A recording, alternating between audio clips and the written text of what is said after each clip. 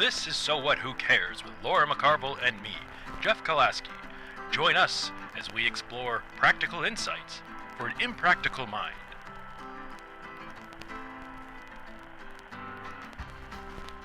Okay, so we've named what shadow is. And golden shadow. And some of the things that sort of entails through the lens of... Can I pause for a second? I just want to say, like, how resistant I was to the golden shadow. It took me so if anyone's listening and they're like, I don't really get that, or I don't really understand what you're saying. Like, I really want to say, like, I too resisted this idea that I was withholding my own brilliance, power, dynamic sensuality, that that those parts of myself. To me, that's the easiest part of this to embrace. Oh, interesting. Yeah, sign me up where I'm like, where am I messed up? I can get to know that. Oh, you're telling me my shoes are too tight? Right. I don't think that's true, you know? Yeah. So that's more of my resistance. Sure.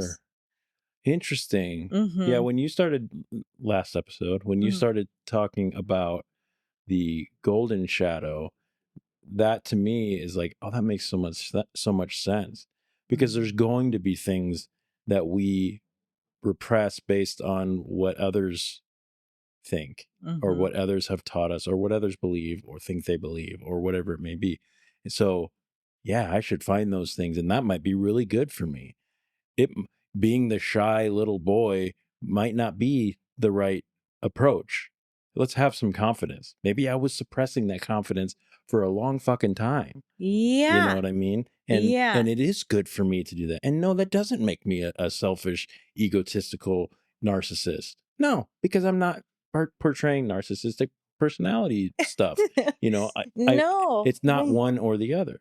So to me, that's I'm really thrilled exciting. for you on that, because I think you're speaking to what a lot of people have the experience of when they're like big, bright kiddos, and then they're told they're being too boastful or they're too much, or to tamper that down, or to show all that stuff.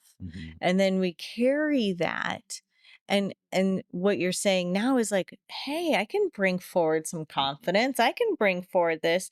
And why it can come forward now is because it's safe to do so. Right. Because you're no longer a child.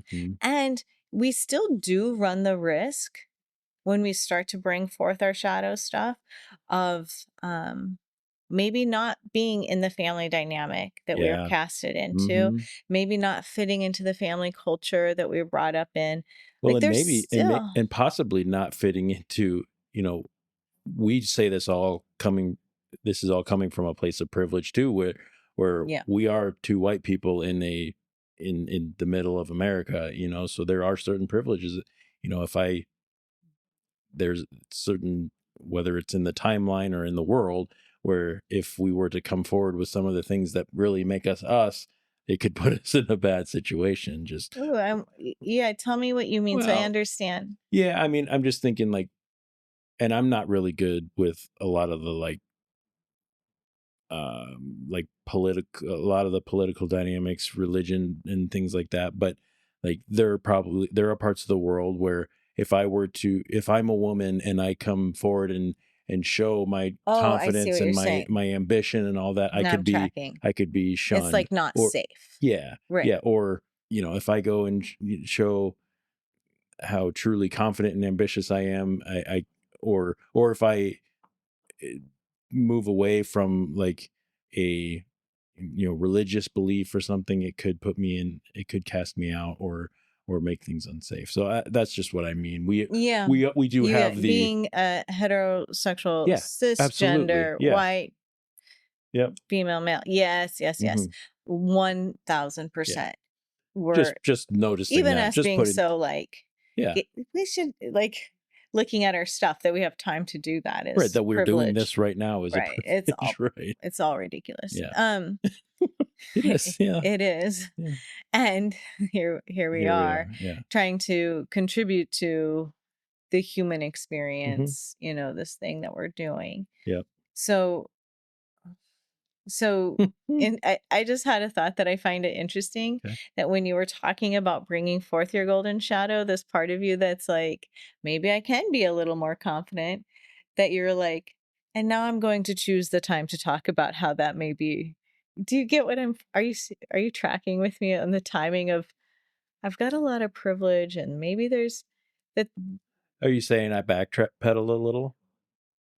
I'm not saying you backpedaled. I just find it very curious Mm. that that would be the time that was like, whoa, whoa.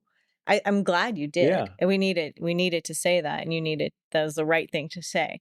I just, on myself, Uh-huh. when I bring forward some stuff, I usually has like, "Er," Oh, steady like, jerks. Like there's a yeah, little yeah. like, I'm tracking now. I I came forward with something that, it was like, maybe I can be a yeah, little more confident. but let's keep myself in check here. But Yeah, yeah. yeah. Okay, I feel you. Yeah, So that is even, interesting. yeah. Yeah, And then that's all. Like, oh, yeah, I wonder if I have a habit of like being like, yeah, hell yeah, I did that. Well, I mean, da da da da. right. Then downplaying But it, let's not get so confident that I come across as, Yeah, yeah, cocky or, yep. yeah. hmm Interesting. Yeah. It's just a thought. It's not even a thought. It maybe it's Just an just a, observation. Yeah, yeah, it's yeah. just there it is. And that's how, and I'm not doing that to like, I'm doing it more for people who are listening in and our Mm-hmm. own. This is why, I can't say it enough. Like, you've got to be with people. We've Mm-hmm. got to be in community and Because I would have having, never seen something like that. no. And I'm so lucky. I have friends and that catch my patterns Mm-hmm. and even have called me forward to that Right. awareness, or my partner has been like, like I'm so, but had I not, if I sit in my Mm-hmm. own little space Yeah. There's no and no one can see it, there's no growth there. well, Well, there's there may not the same. not in Right. this arena. Like, you can't do shadow work by yourself, Hmm. meaning like alone, all by yourself, with no Right. one. We're never by ourselves, the pure nature of it. But like I have a lot of people around. I know a lot of people who tend to isolate around this stuff. Hmm. Um, and I get it, because it's like fear and shamey, and it's Shame. why Yeah. it went into the shadows, as it wasn't Right. safe to exist in the first place. Yeah. So, So there has to be a certain level of trust with. but can you find a Yeah. few, maybe Right. a few people you can lean into seeing some of this stuff with, and in a loving way, not in a hierarchical way, not in Mm-hmm. that icky, you're not doing your shadow work way, which Mm-hmm. I've been in those Yeah. dynamics before and they're not cool. Um, So let's go back a little bit and just reiterate again, because yes. what is shadow work? Okay. So we know what shadow is, or at least we have a little bit better understanding of it. Working on that. Is it just to, not just, again, I use the word just on accident a lot because That's okay. I'm not trying to belittle anything. Yeah. Is it to be aware of it and just integrate it? Is that what shadow work is? Because if that's, quote unquote, if that's it, how do I do that? There's something telling me there's more to it than that. Yeah. I mean, so that we're all like working with shared language Yeah. in this way. So shadow is the disowned parts of ourself, the things that make us uncomfortable when we look at, and that's golden shadow. Mm-hmm. That's that matter. And Yeah. it's all the energy, it's personality, it's experiences, it's all that stuff. Mm-hmm. What shadow work, and I do air quotes around it because of how it's overused, but Yeah. what Beaver shadow, word. right, it's a beaver word. Mhm. What that is when this stuff comes into our awareness, how do we tend to it through a compassionate lens or through an honest lens, in the way of in connection with others, Sure. like through a therapist, a friend, a partner.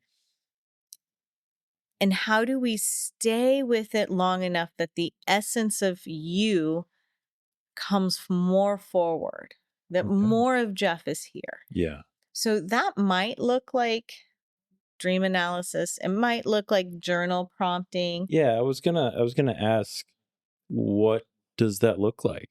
Journal prompting, that like free writing where you write and write and write. Looking at patterns, like, oh, so now there's this pattern that may be here. Of when I start to kind of feel myself, as my little kids say, you're feeling yourself, then do I tamper down? Oh, there's that pattern. Ooh, I'm feeling really uncomfortable letting myself kind of be seen. So those are other things. Looking at habits, patterns, saying to, can I keep using you as an example? Please, yeah. Saying to Nikki, hey, have you seen this pattern? Could you support me? Like when I'm bringing forth some of my confidence and you see me kind of tamper, could you be like, babe, you're doing that thing? Because, and we have to remember the reason why is so that the soul, the essence, this thing that animates you is going to be expressed. And if we look at like depression, I think when we don't, especially like we really start to see it in like that mid-30s range in people, that's when that investigation gets really curious of like, this thing has to come through, or I'm pressing down on my psyche and it pops out sideways. And I'll numb it away. I'll disempower. I'll use other, sex, drugs, rock and roll. I'll do all the things to make the thing not come forward because I'm so uncomfortable feeling confident. Because of what, mommy told me when I was little and being too much. I'm not saying that's what your mom did, but this is why we do the shadow work. So what else could we do? I know the answer to this because I saw it happen last episode in real time. But shadow work does not always have to be super dramatic or like cathartic or anything like that. Right? Right. That's at some point I said, like, I see it being weaponized a lot. That would be the weaponization of it. Because, like when people are using it in the way of like power dynamics to or to shame you. Like, yes, you're not doing your shadow work. Right. And to control. I mean, cults, tons of, language around like shadow work and keeping people stuck in their like despair and stuck in their trauma. So it doesn't have to be reliving your trauma to do shadow work. And it doesn't even have to be like all day you need to be doing it. You brought up reliving your trauma. Is that because, so it's not necessarily trauma that puts something into the shadow, but a lot of times trauma can result in that. Okay, so it's not Am always I barking up a weird tree here? You're not. Okay. It's not always trauma that it gets put into the shadowy parts, right? And a lot of drama or trauma can occur when those shadowy parts are at play and you're not conscious of it. And this is why we want to bring them forward. And trauma can also be a cause of something moving too. Yes. And a belief, like something happens to a little kid and then they create a belief. Event happens, they create a belief. That belief moves apart into the shadow. Kid gets abused in a horrible way. Now they're repressing their sexuality because that abuse happened. And correct? Yes. So the repression is now in the shadow realms. Yeah. and then as they grow up, that stuff could, not always, but it can come out sideways. Right. Our shit does. Yeah. And then we're Daddy left issues. like, oh, doing some Right. harm. Right. Yeah. Right. Okay. Yes. Okay. Yeah. Right.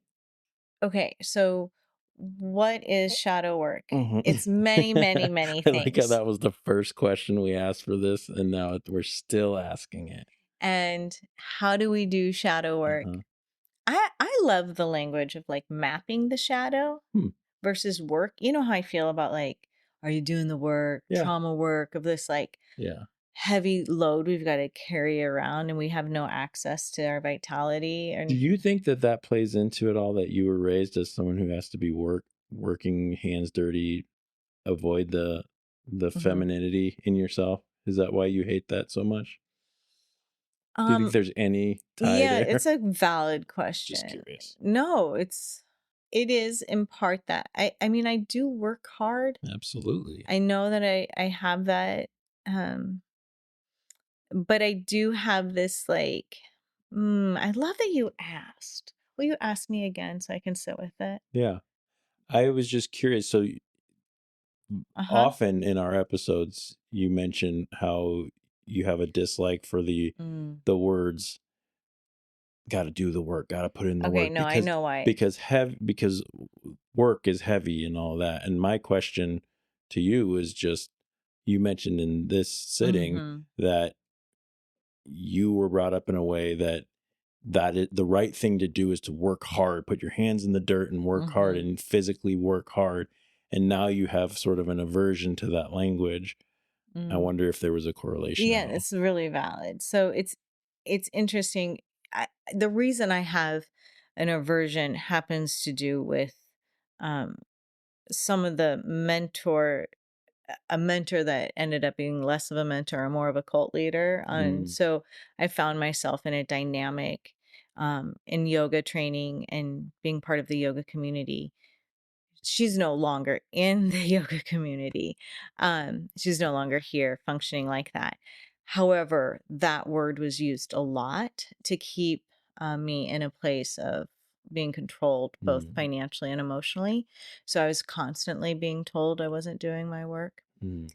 However, there's a strong chance because I feel because value and work go so tightly in my community and I was raised in my family dynamic that I could have been a little bit sensitive to that kind of language. Yeah, exactly. Like she knew exactly the language to use on me that would work to keep me in that place. And that's why I don't like the word work. Or why I'm so sensitive to it, because then I was around so many people that it was being that's that weaponizing of but that's my direct experience. But I see a lot of weaponizing of psychology and TikTok psychology being used all the time, know? Well, and there's something so off-putting about us either assuming, accusing, or that somebody's not working hard or doing work, or that everything that we do should be such a heavy struggle, Yeah. Like, so, and that's, I think, why I asked, like, can it be quiet? Can this work be even joyful? Which I believe it can, because even, sitting here when you said, "Oh, I just realized this, that, and the other," and you kind of lit up a little bit, like, I that's love kind a of good joyful. aha. Yeah. I love when I get onto myself like that. I'm like, but that took a lot of practice. True. And time and therapy and curiosity. Like it took something to be here at 49 and to be able to say like, oh, I mean, and trust me that my sisters listened to this and my brother-in-law, and there was Hi, this, guys. I know, shout out. So there was a little part of me that was like, oh, I hope their feelings aren't hurt, and I hope, but that's the thing, like, that I have to work with myself on is they don't want to be in relationship with me in that dynamic. Right. They want me to be me. And so I've had to coach or work on the internal dialogue to be able to have a little bit of aha, a little bit of like, oh, that's exciting. Right. There's that again right now. For a lot of people, and I'm not excluding myself here, I'm with you. I do like self-discovery and things like that. And I've been in a place where I don't like that. Yes. And there are certain things that come up that do feel like, oh, no, not touching that, you know. And that's okay. Yeah. And so my point being that there is a lot of people that don't get like joy or energy from that, or they're not at a place where that does, it's terrifying. Okay, so I would say if we could look at it, yes, but that could be one, the approach. And you and I obviously could spend a lot of time in this content and working with this. But maybe someone, if they were to spend like a few minutes, just a little bit of inquiry, just a little bit, they would actually find more freedom. They would actually get to be more themselves. Right. And so they're looking at maybe how I do it and they say, well, I can't do it like Laura does it. She talks for hours. I don't have hours.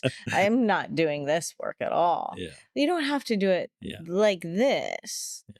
Everything is not one thing. Right. So maybe just do it a little. Right. With some curiosity and some lightness. So you can be more free. So what are, for someone who maybe their algorithm looks a lot like mine and they're not real familiar with, this is new to them. Yeah. Listening to Jeff and Lora talking shadows. Welcome to the Shadows with Jeff and Lora. This is what their first maybe experience, or one of the first times they've really thought about it. What are some things, small probably to start, ways that people can start to explore this and, yeah. And should they do it by themselves? Should they reach out to somebody? Yeah. So I would say just start, and not just, but start with pattern recognition. Notice some patterns, or have someone close to you with permission given, and maybe even a little framework of like some kindness of like, I need you to be honest. Have you caught some of these patterns, or have you noticed a pattern with me? Or could you help me see some patterns here? And then that's where I'd start. And then maybe you go into connection, community, into groups, into, I work with people one-on-one. And I'm not even saying therapy. Because a lot of times we'll go, oh, I've got this thing, I'm going to go to therapy. And then you spend all this time talking about what's happened and what put this thing into the shadow. We never really get to like the exciting part of the behavior, or the pattern that has emerged. But then I would say, could you grow just a little bit of tolerance or distress tolerance? That would be like, can you be with that, like, ooh, that sensation of like EBGB, uncomfortable, and just kind of let it sit there with some kind-heartedness, right? Meditation practices.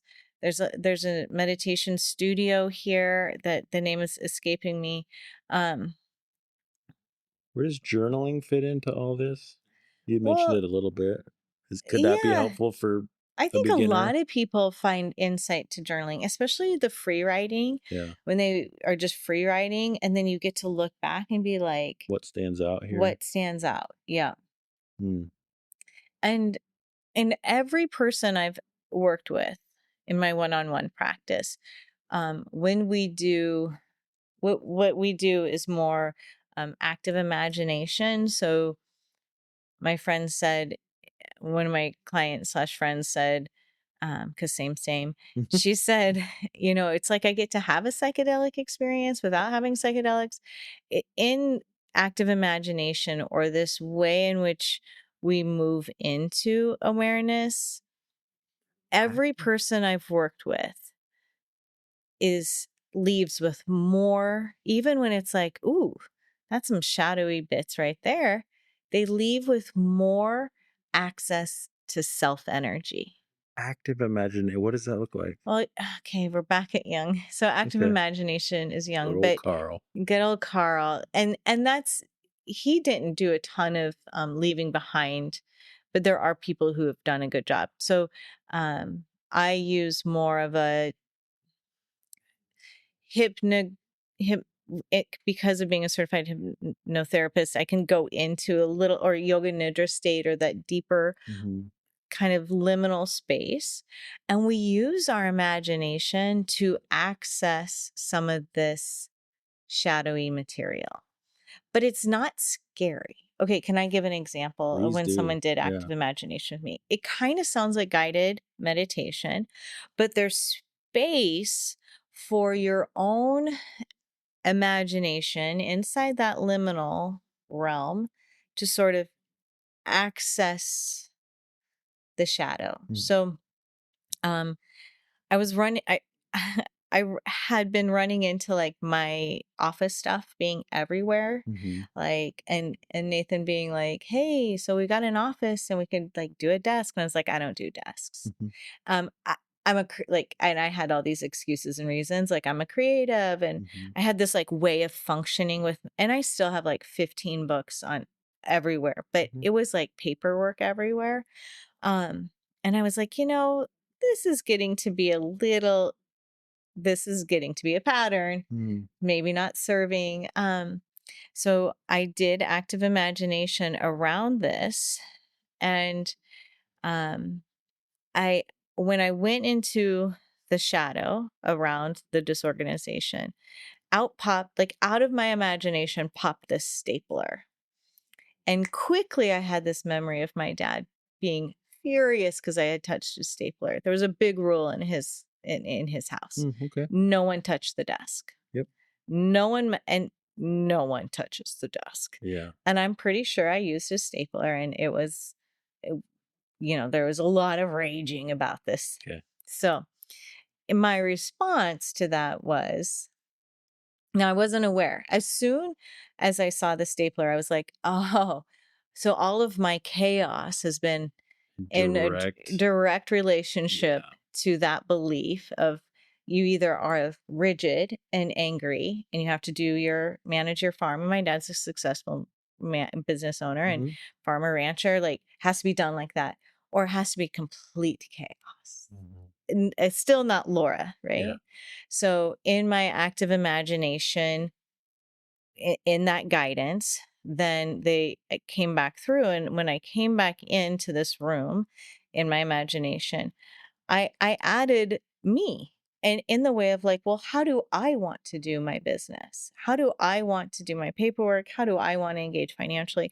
And I am not here, not my conscious mind, but the imagination was like streamers, pink streamers. And it became this like funfetti thing. And now when I go to do my office work, which is way more contained, I do it like I'll pull a tarot card.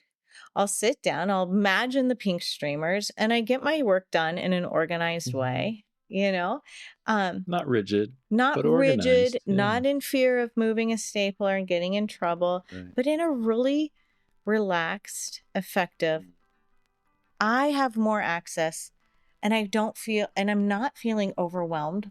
I'm easier invoicing. I'm easier getting things done. It's like my business has, since doing this work with someone in the last 3 months, has become better, more effective. Wow. Because I'm not. Wow. Does that make sense? Very much so. Yeah, absolutely. Right. Yeah. So all that being said, it's not about eliminating. It's not about rejecting. It's about bringing it to the light. Yeah. Learning to live with and around it. Maybe even becoming a little bit friendly with some of it. Right? Yeah. Yeah. The awareness of, oh yeah, that's a belief that, and it's not even like my dad's not on the hook for this anymore. Yeah, right. Like the belief is the one I'm carrying, which is to have a business, you have to be rigid and angry. Right. So instead, I'm going to be footloose and fancy free and maybe forget to invoice people, Right. but at least I'm not yelling, Yeah. you know. Right.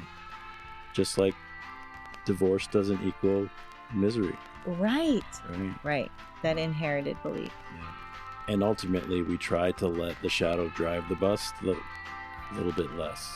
Yes. Yeah. Yes. Yes. Let Lora drive. Well, what wants to come through Right. me? The traveler does not flee the fog tonight. He sits still, hand on the oar, watching the shape across the water. It doesn't lunge, it doesn't growl, and the traveler, breathing slower now, offers the smallest nod. Not of fear, but of recognition. For in the quiet of that moment, he understood the shadow isn't the enemy. It's the invitation. The shadow knows